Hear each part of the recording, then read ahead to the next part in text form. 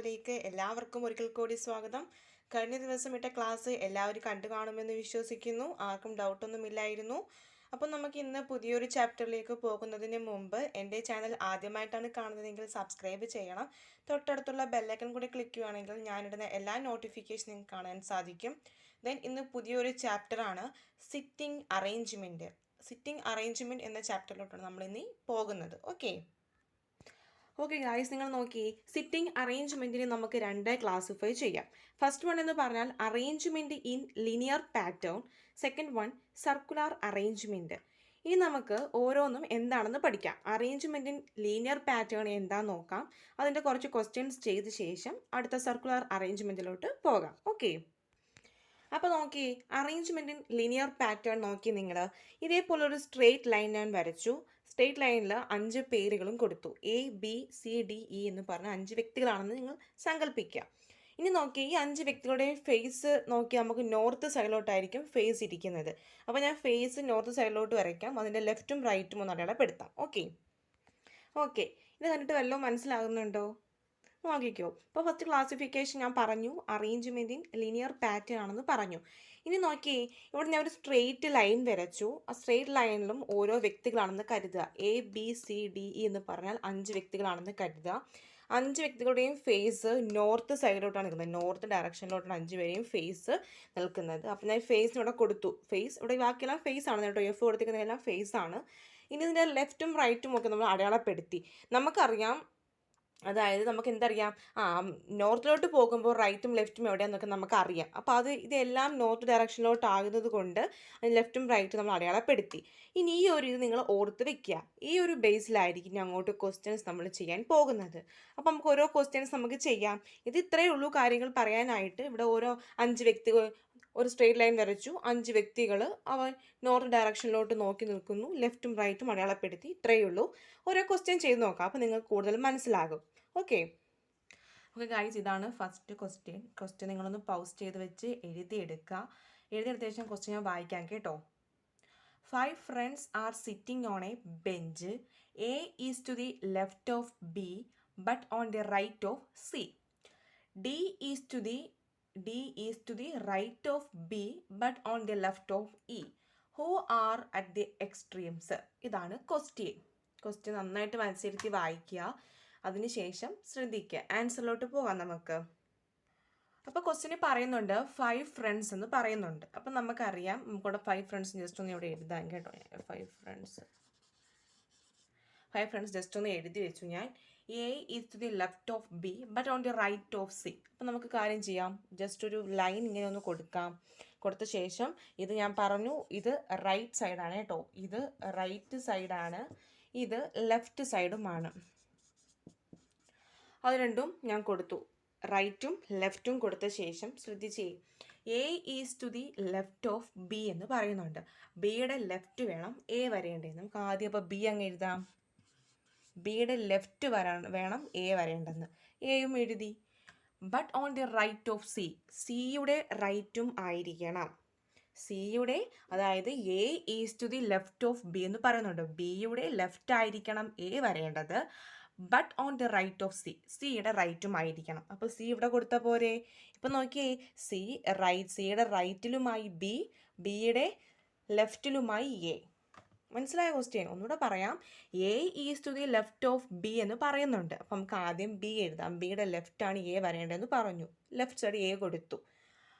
But on the right of C, സിയുടെ right ആയിരിക്കണം എന്നും പറയുന്നു. അപ്പോൾ സി ഇവിടെ കൊടുത്തത് സിയുടെ റൈറ്റ് ആയില്ലേ? B ആയി. ഇത്രയേ ഉള്ളൂ. അടുത്ത നോക്കിയേ, D is to the right of B but on the left of E എന്ന് പറഞ്ഞു. D is to the right of B but on the left of E എന്ന് പറയുന്നുണ്ട്. അപ്പോൾ നോക്കിയേ, B ഡിയുടെ റൈറ്റ് ആയിരിക്കണം എന്നാണ് പറയുന്നത്. അപ്പോൾ നമുക്കൊരു കാര്യം ചെയ്യാം. എങ്ങനെ എഴുതാം? ഇവിടെ D എഴുതിയാൽ റൈറ്റ് വന്നില്ലേ? B വന്നു. ബിയുടെ റൈറ്റ് ആയിരിക്കണം D എന്നാണ് പറയുന്നത്. ഡിയുടെ റൈറ്റ് വന്നു. ഇനി നോക്കിയേ, but on the left of ഇയുടെ ലെഫ്റ്റും ആയിരിക്കണം. D വരേണ്ടത്. ഈ ഇവിടെ കൊടുത്താൽ ഈയുടെ ലെഫ്റ്റ് അല്ലേ ഇടി വന്നിരിക്കുന്നത്? നോക്കൂ, ഈ ഇവിടെ കൊടുത്താൽ ഈയുടെ ലെഫ്റ്റ് അല്ലേ ഇടി വന്നിരിക്കുന്നേ? ആണ്. അപ്പോൾ ഇത്രയേ ഉള്ളൂ. അപ്പോൾ ക്വസ്റ്റ്യൻ പറയുന്നത് ഹൂ ആർ ദി എക്സ്ട്രീംസ്, തുടക്കവും അവസാനവും ആരാണ് എന്നാണ് ക്വസ്റ്റ്യൻ ചോദിച്ചേക്കുന്നത്.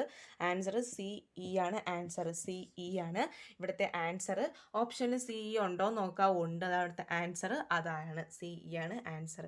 ഒന്നുകൂടെ പറഞ്ഞു തരാം, ശ്രദ്ധിക്കുക. ആർക്കും മനസ്സിലായി കാണത്തില്ല എന്ന് എനിക്ക് മനസ്സിലായി. ഒന്നുകൂടെ ശ്രദ്ധിക്കാം. 5 friends are sitting on a bench. അപ്പോൾ നമ്മൾ ജസ്റ്റ് ഇവിടെ 5 ഫ്രണ്ട്സും ജസ്റ്റ് ഒന്ന് എഴുതി വെച്ചു.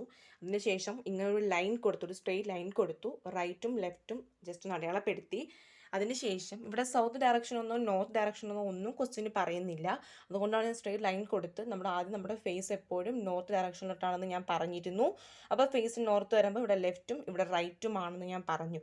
അതുകൊണ്ടാണ് ഇവിടെ സ്ട്രെയിറ്റ് ലൈൻ കൊടുത്ത ശേഷം ലെഫ്റ്റും റൈറ്റും എന്ന് അടയാളപ്പെടുത്തി. ഇനി ക്വസ്റ്റ്യനിലോട്ട് പോകാം. അപ്പോൾ ക്വസ്റ്റ്യൻ നോക്കിയേ. 5 friends are sitting on a bench. A is to the left of B എന്ന് പറയുന്നുണ്ട്, but on the right of C. ബിയുടെ ലെഫ്റ്റ് ആയിരിക്കണം A വരേണ്ടത്. അതുപോലെ തന്നെ ബിയുടെ ലെഫ്റ്റും ആയിരിക്കണം A വരേണ്ടത്, സിയുടെ റൈറ്റും ആയിരിക്കണം ബിയും വരേണ്ടതെന്ന് പറയുന്നുണ്ട്. അപ്പോൾ നമുക്ക് ആദ്യം ബി അങ്ങ് എഴുതി, ബിയുടെ ലെഫ്റ്റ് എയും എഴുതി. പക്ഷേ സിയുടെ റൈറ്റ് ആയിരിക്കണം ബി വരേണ്ടതെന്ന് പറഞ്ഞു. അപ്പോൾ സി ഇവിടെ എഴുതിയാൽ സിയുടെ റൈറ്റ് അല്ലേ ബി വന്നിരിക്കുന്നത്? ആണ്. പിന്നെ ക്വസ്റ്റ്യന് പറയുന്നത് എന്താ? D is to the right of B but on the left of E എന്ന് പറയുന്നുണ്ട്. ബിയുടെ റൈറ്റ് ആയിരിക്കണം ഡി വരേണ്ടതെന്ന് പറയുന്നുണ്ട്. അപ്പോൾ ബിയുടെ റൈറ്റിലല്ലേ ഡി വന്നിരിക്കുന്നത്? ആണ്. But on the left of E എന്ന് പറയുന്നുണ്ട്. അത് ഇയുടെ ലെഫ്റ്റും ആയിരിക്കണം. ഇയുടെ ലെഫ്റ്റ് അല്ലേ ബി വന്നിരിക്കുന്നത്? ആണ്. അപ്പോൾ അവിടുത്തെ എക്സ്ട്രീം ആരാണ്? സിയും ഇയുമാണ് അവിടുത്തെ ആൻസർ വരുന്നത്. ഇത്രയേ ഉള്ളൂ ക്വസ്റ്റ്യൻ. എളുപ്പമാണ്. ഇതേപോലെ നിങ്ങൾ വരച്ചൊക്കെ ചെയ്യുവാണെങ്കിൽ നമുക്ക് എളുപ്പം കണ്ടുപിടിക്കാനൊക്കെ പറ്റും. ആദ്യം ക്വസ്റ്റ്യൻ വായിക്കുമ്പോൾ ഒന്ന് വട്ടെടുക്കും, എങ്കിലും ഏറ്റവും എളുപ്പമാണ് കേട്ടോ. ഇതേപോലെ നിങ്ങളൊന്ന് വരച്ചൊക്കെ ചെയ്താൽ ഏറ്റവും എളുപ്പമാണ്. 2 ക്വസ്റ്റ്യൻ കൂടെ ഞാൻ പറഞ്ഞുതരാം കേട്ടോ, അപ്പം നിങ്ങൾക്ക് കൂടുതൽ മനസ്സിലാകും. അപ്പോൾ ഗൈസ്, നെക്സ്റ്റ് ക്വസ്റ്റ്യൻ ഇതാണ്. ഇതൊന്ന് എല്ലാവരും ഒന്ന് പൗസ് ചെയ്ത് വെച്ച് എഴുതിയെടുക്കുക. അപ്പോൾ ക്വസ്റ്റ്യൻ ഒന്ന് വായിച്ചു തരാം കേട്ടോ. There are 5 different houses A to E in a row. A is to the right of B and E is to the left of C and right of A. B is to the right of D. Which of the houses is in the middle? ഇതാണ് question നന്നായിട്ടൊന്ന് വായിക്കുക. അപ്പോൾ ഒന്ന് റഫായിട്ട് എഴുതിയെടുക്കണം കേട്ടോ. അപ്പോൾ ഇത് എഴുതിയെടുത്ത് വരച്ച് പഠിച്ചാൽ മാത്രമേ കിട്ടുകയുള്ളൂ. അപ്പോൾ നിങ്ങൾ നന്നായിട്ട് മനസ്സിലാക്കുക ക്വസ്റ്റ്യൻ. അതിനുശേഷം ആൻസറിലോട്ട് പോകാം. അപ്പോൾ ക്വസ്റ്റ്യനിൽ പറഞ്ഞതുപോലെ നമുക്ക് ആൻസർ ചെയ്യാം. ദർ ആർ 5 different ഹൗസ് എന്ന് പറഞ്ഞു. വേണമെങ്കിൽ നമുക്ക് 5 different ഹൗസ് എന്ന് എഴുതാം. ജസ്റ്റ് ഒന്ന് എഴുതി വെക്കാം, വേണമെന്നില്ലെങ്കിലും. ഇനി നമുക്കൊരു സ്ട്രെയിറ്റ് ലൈൻ വരയ്ക്കാം. ഇതിലും സൗത്തും നോർത്ത് ഡയറക്ഷൻ ഒന്നും പറയുന്നില്ല. അപ്പോൾ സ്ട്രെയിറ്റ് ഒരു ലൈൻ വരയ്ക്കാം. ലൈൻ വരച്ചു. ഇവിടെ റൈറ്റും ലെഫ്റ്റും നമുക്ക് അടയാളപ്പെടുത്താൻ ഞാൻ ഇവിടെ 6 കൊടുത്തു. ഇത് ലെഫ്റ്റും റൈറ്റുമാണ് കേട്ടോ. അതും അടയാളപ്പെടുത്തി. ഇനി ക്വസ്റ്റ്യനിലോട്ട് പോകാം. A is to the right of B. A is to the right of B എന്ന് ക്വസ്റ്റ്യന് പറയുന്നുണ്ട്. And E is to the left of C. അപ്പോൾ A is to the right of B എന്ന് പറയുന്നുണ്ട്. ബിയുടെ റൈറ്റ് സൈഡാണ് A വരേണ്ടതാണ് പറയുന്നത്. അപ്പം നമുക്ക് ആദ്യം ബി എഴുതാം. ബിയുടെ റൈറ്റിൽ എ വരേണ്ടത്, എയും എഴുതി. ഇനി നോക്കിയേ. And E is to the left of C. സിയുടെ ലെഫ്റ്റ് വേണം ഇ വരേണ്ടതെന്ന് പറയുന്നുണ്ട്. സിയുടെ ലെഫ്റ്റ് വേണം ഇ വരേണ്ടതെന്ന് പറയുന്നുണ്ട്. നമുക്കിവിടെ സി കൊടുത്താൽ സിയുടെ ലെഫ്റ്റ് ഇ വന്നു. ക്വസ്റ്റ്യൻ നോക്കിയേ. ആൻഡ് റൈറ്റ് ഓഫ് എ എന്ന് പറഞ്ഞു. ആൻഡ് റൈറ്റ് ഓഫ് എ എന്നും കൂടി പറയുന്നുണ്ട്. എയുടെ റൈറ്റും ആയിരിക്കണം, മറ്റേത് ഇ സിയുടെ ലെഫ്റ്റും ആയിരിക്കണം എന്ന് പറയുന്നുണ്ട്. ഇപ്പം നോക്കി, സിയുടെ ലെഫ്റ്റ് ഇയും വന്നു, അതുപോലെ എയും വന്നു. അതായത് ക്വസ്റ്റ്യന് പറയുന്നത് എന്താണ് ഒന്നുകൂടെ പറയാം. A is to the right of B എന്ന് പറയുന്നുണ്ട്. അതായത് ബിയുടെ റൈറ്റ് ആണ് എ വരേണ്ടതെന്ന് പറഞ്ഞു. അത് നമ്മൾ എഴുതി. ബി എഴുതി, റൈറ്റ് സൈഡ് എ വന്നു.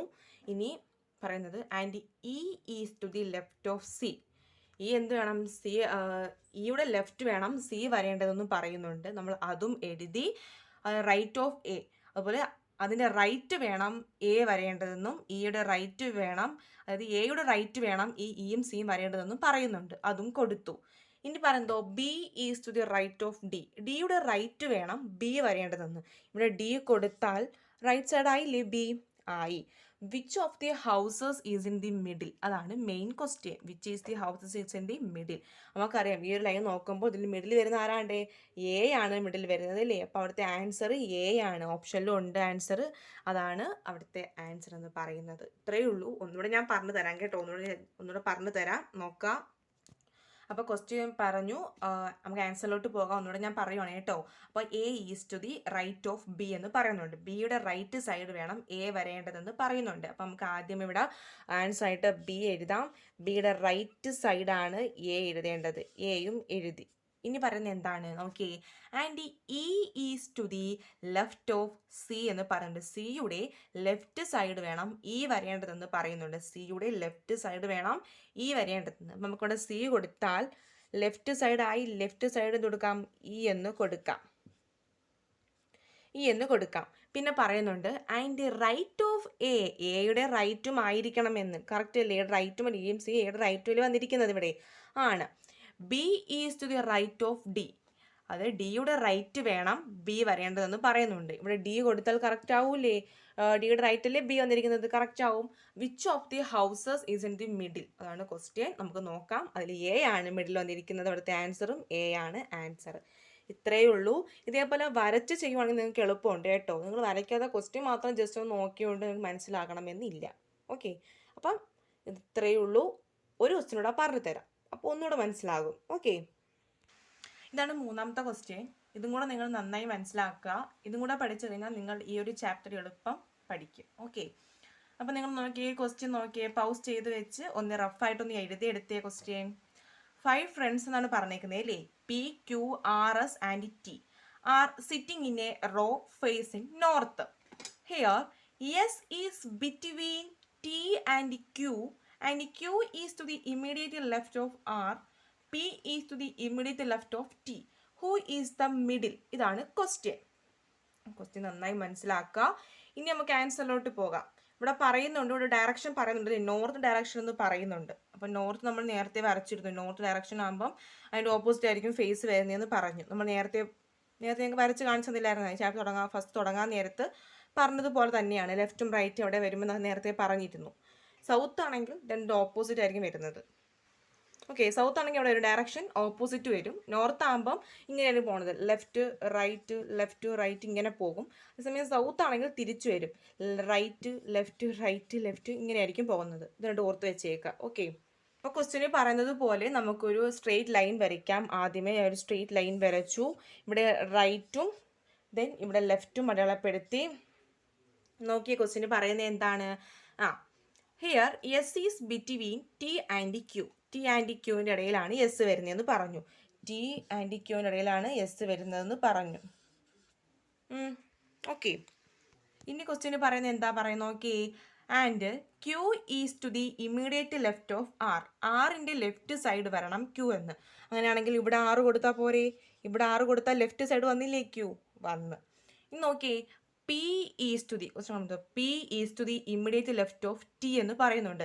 ടിയുടെ ലെഫ്റ്റ് ആയിരിക്കണം പി വരേണ്ടതെന്ന് പറയുന്നുണ്ട്. അപ്പോൾ ടി ഇവിടെ ഉണ്ട്, ലെഫ്റ്റ് സൈഡ് പി അങ്ങ് എഴുതി കൊടുത്താൽ പോരെ? മതി. ഇനി ക്വസ്റ്റ്യൻ എന്താ പറയുന്നേ?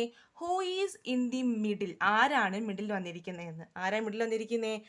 യെസ് ആണ് മിഡിൽ വന്നിരിക്കുന്നത്. അവിടുത്തെ ആൻസർ യെസ് ആണ് ആൻസർ. ഓപ്ഷനിലും ഉണ്ടോ നോക്കുക. യെസ്, ഉണ്ട്.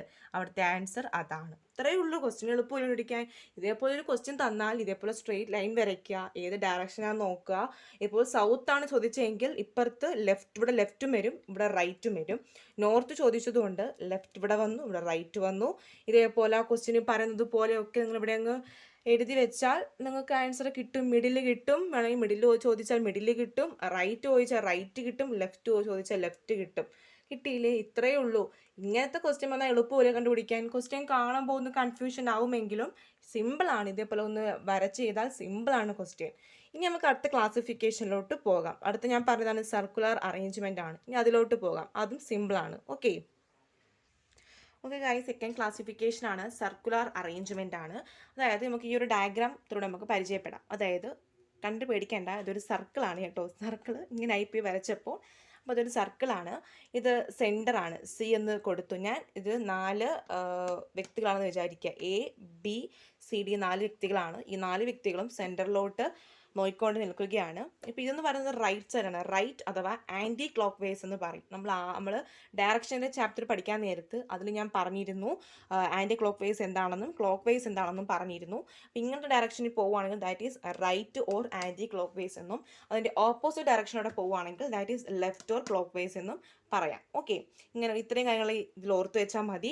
കൂടുതൽ ക്വസ്റ്റ്യൻ ചോദിക്കുന്നത് മറ്റേ ലിനിയർ പാറ്റേൺ നിന്നായിരിക്കും കൂടുതൽ ക്വസ്റ്റ്യൻസ് വരുന്നത് കേട്ടോ. ഒരു 3-4 ക്വസ്റ്റ്യൻ അതിൽ നിന്നും പ്രതീക്ഷിക്കാം.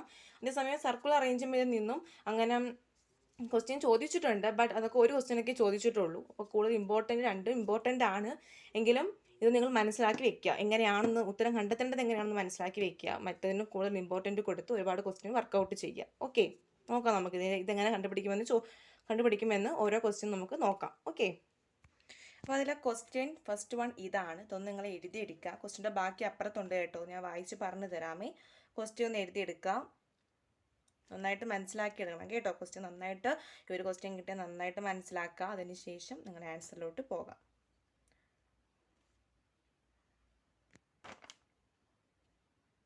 ഇതാണ് ക്വസ്റ്റ്യൻ്റെ ബാലൻസ്, എഴുതിയെടുക്കുക. ദെൻ നമുക്ക് ആൻസറിലോട്ട് പോകാം. ഓക്കെ,